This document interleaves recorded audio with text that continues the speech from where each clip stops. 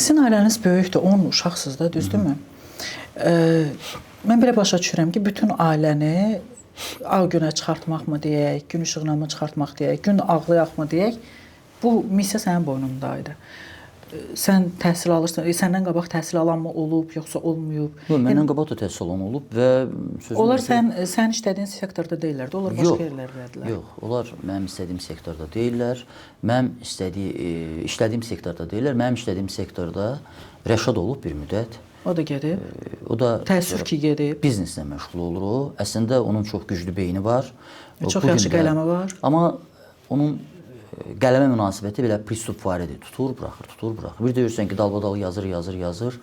Sosial şəbəkələrdə, özünün sosial səhifəsində yazır və birdən çəkilir. Sonra birdən təzədən yazır, birdən çəkilir. Belə problemlər var ki, o Rəşad həll eləyir məsələn.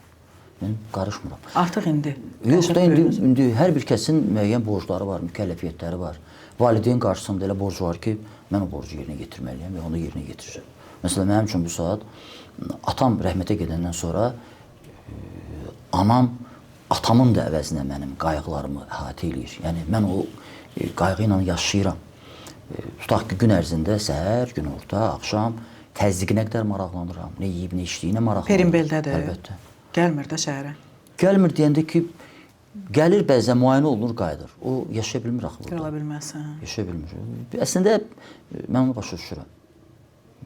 O mənim bəlkə də ən yaxşı başa düşdüyüm birinci nəfərin içərisində elə birincidir. Çünki axı dedim bayaq, mənim formalaşmağımda onun böyük rolu olub. Mən onu çox gözəl başa düşürəm.